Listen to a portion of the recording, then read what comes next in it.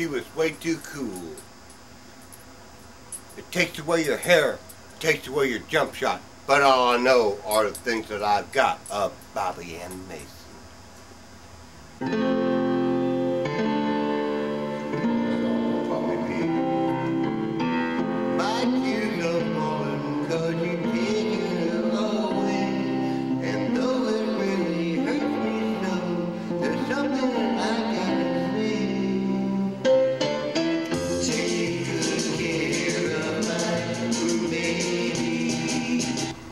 I'm a hairdresser. I've been a hairdresser now for 30 years. I have 14 national championships in hair.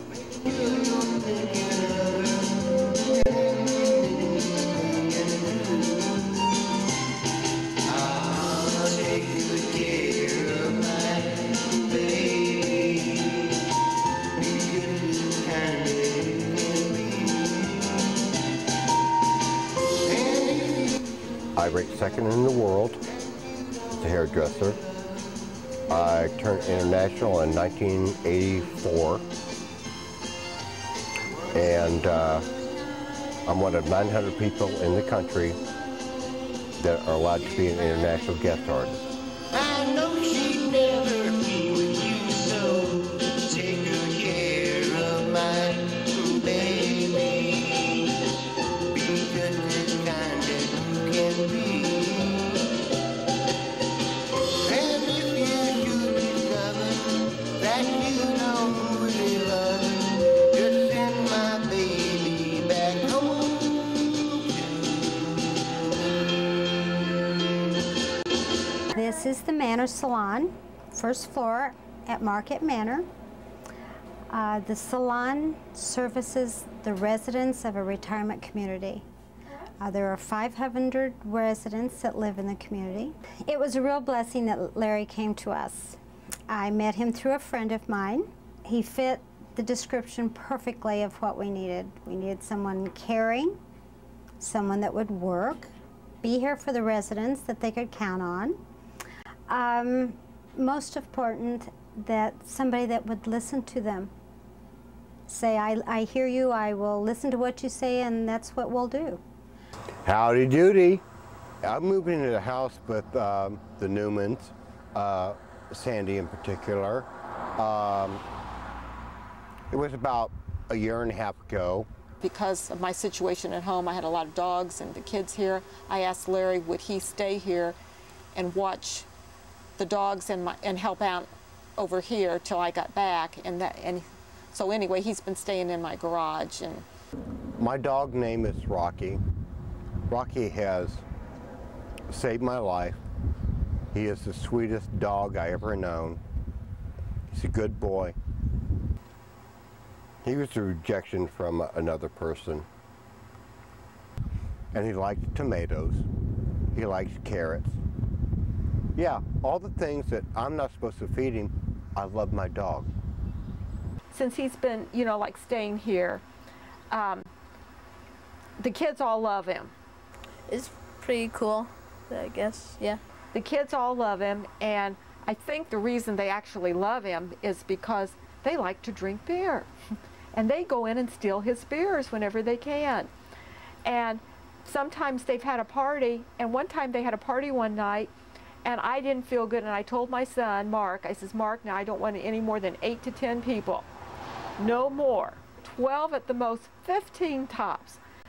And I went upstairs, went to sleep because I was taking all this medicine like Dimetap and ibuprofen and all this stuff and Robitussin, and I was just zonked. I mean, I was gone. And then all of a sudden I wake up about 10:30 to all this noise, and I come downstairs. My house must have had 150 kids in here. I couldn't even squeeze through. And I hear Larry's in the middle at the microphone singing. and I'm getting upset. Why are all these kids here? The next thing I know, the doorbell rings. It's the police. And they come in. There's beer all around my house. These kids are drinking. Kids are running out of my house. Next thing we know, we don't see Larry anywhere. The police look around the house, and they go into one of the downstairs bedroom. There's no closet door because we had the closet doors taken off when he put an organizer in. And there they see there's a blanket on the floor. They lift up the blanket, and there Larry is underneath the blanket hiding from the police. The police look at him and think, what is this grown man doing on the floor, hiding? Yeah, 30. Please. I love you too. Kisses. 30, please. We were all kind of wondering about having a man in the shop because we never had, well, we did for a minute. And so, you know, it was a lot of wondering about having a guy around.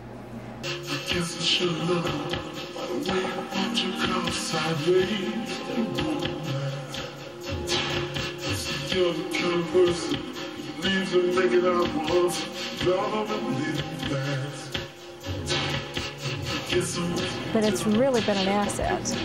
That's worked out very well.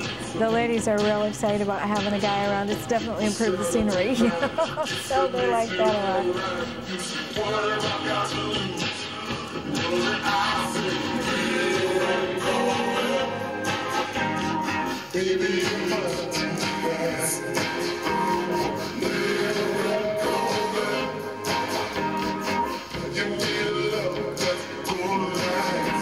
I had a double kegger at the crib, and Larry was working he had the equipment moved from the garage into the family room, and he was going to be just play music and make sure that none of my friends fuck up the equipment. That was his job for the night. He's kind of like the MC, DJ type guy. And what happened was, like, almost 200 people showed up. The word got out to like to every kid at North Central, basically. Showed up to my house, and within, like, by 11:30 the kegs were cashed, and then by 12 o'clock the cops busted in. Everyone just ran out. It's mad chaos. Rocky got loose and with all the other dogs, like mad chaos. And Mom was sharing Rick. In the meantime, with all this chaos, Larry gets scared and manages to find his way into my room and hide underneath, or like on the floor of my closet that has no door, and covers himself up with a blanket. And the cops come, and in the meantime, I was in the back, and the cops already found me and told me to sit down. And they found Larry, and they're like, "What are you doing?" And he's like, "Hey, I'm just the DJ. I'm just the DJ." They're like, the cops are like, "Get your ass up." I was the one who hid Larry when at the party, because he's like, "Michael, hide me," and he's like, I'm like, "Larry, don't hide." And then he's like, "Here, I'm gonna go in your closet," and then I'm like, "All right." And I clearly saw him in the closet. His arm was hanging out. Half his body was hanging out. Like right when the cop walked in the door, he saw Larry hanging out from the closet. So he was just clear in sight.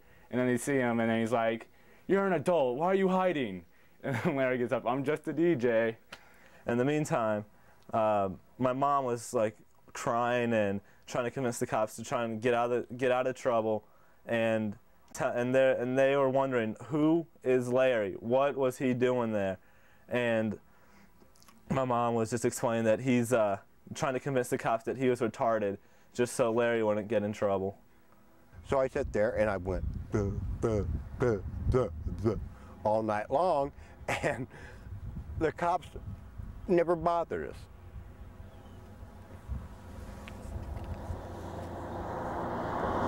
I really knew Larry prior to coming here because he used to go to the Legion and sing karaoke. And they used to announce him as Crazy Larry. And so when I saw him, I thought, oh my golly, I have seen you before.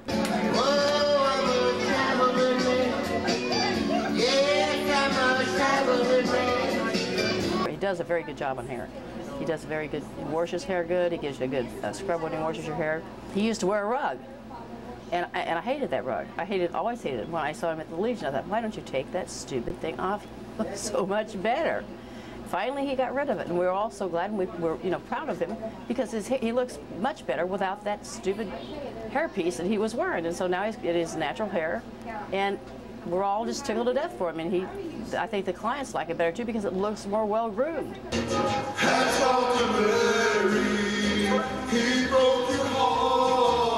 He's really been an asset. The gals, a lot of them haven't even been around a man for a long time. He's a pretty funny guy.